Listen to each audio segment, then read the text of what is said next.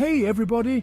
So, Europe's going bonkers over football right now, with stadiums packed to the brim and fans from all corners of the continent coming together to cheer for their favourite teams. The energy is absolutely electric, and you can feel the excitement in the air. And soon the whole world will be glued to the Olympics in Paris.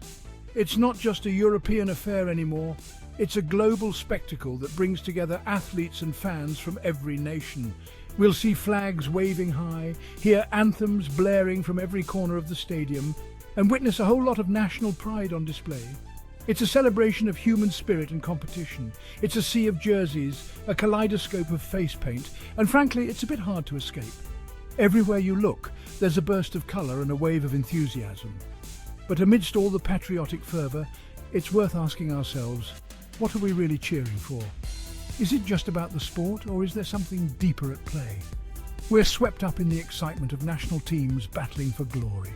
The intensity of the matches, the skill of the athletes, and the thrill of competition keep us on the edge of our seats. We identify with our chosen tribe, our colours, our heroes. We feel a sense of belonging and pride when our team wins, and a shared disappointment when they lose. But let's be honest, this us versus them mentality, while emotionally powerful, is built on a foundation that's more shaky than a drunken goalkeeper. It's a reminder that at the end of the day, we're all just people, united by our love for the game. National identity is a funny thing. It's this potent cocktail of shared history, culture and values, all distilled into a potent shot of belonging.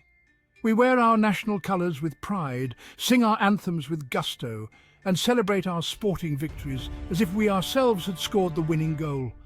And don't get me wrong, there's something undeniably powerful about feeling part of something bigger than yourself. But it's important to remember that these national identities, these lines we draw in the sand, are largely artificial constructs. They're stories we tell ourselves, narratives woven over centuries to create a sense of unity and belonging. The truth is, nations are essentially imaginary lines drawn on a map. They're not dictated by geography, genetics, or even common sense.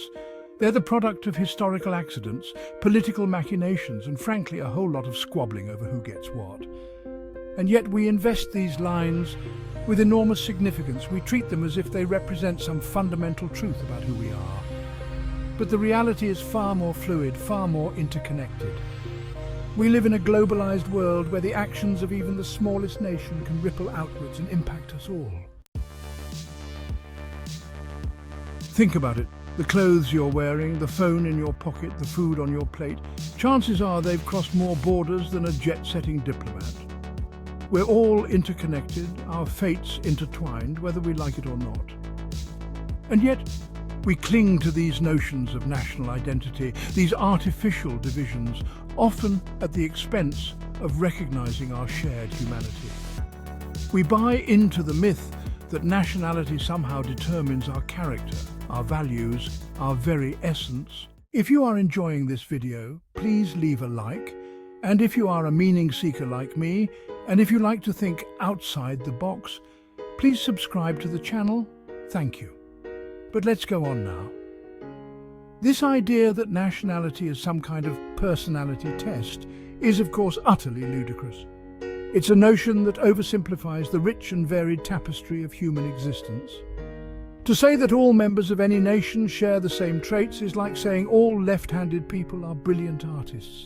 It's an absurd generalization that fails to recognize the individuality of each person. It's a stereotype, a lazy generalization that ignores the beautiful complexity of the human experience. Each person is a unique blend of experiences, talents, and perspectives.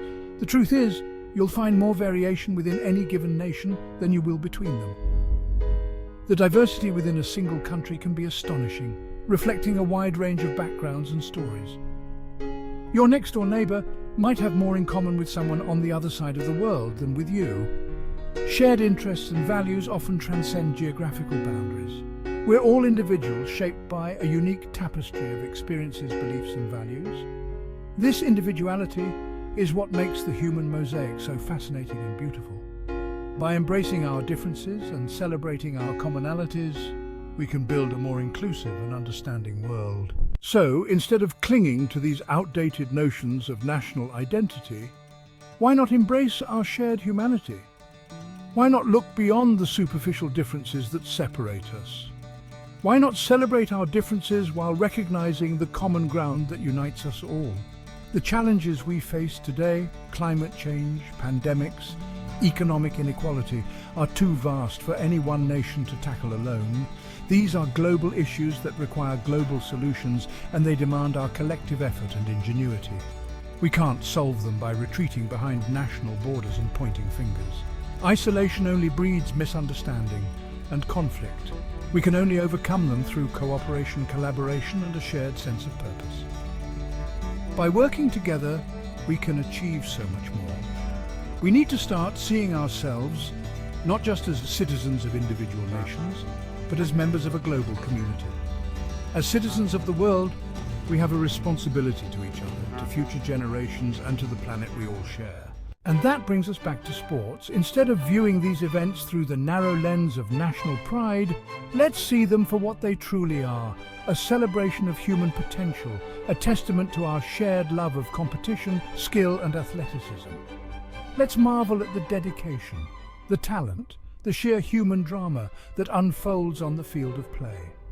Let's cheer for the underdog, the comeback kid, the moment of unexpected brilliance, regardless of where they come from. So, as you watch the next match, the next race, the next incredible feat of athleticism, remember this: the athletes may be competing under different flags, but they're all running on the same track, playing by the same rules, striving for the same goal.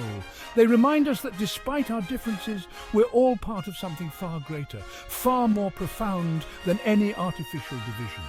We're all members of the human race, and that's a team worth cheering for. That's all the identity we need.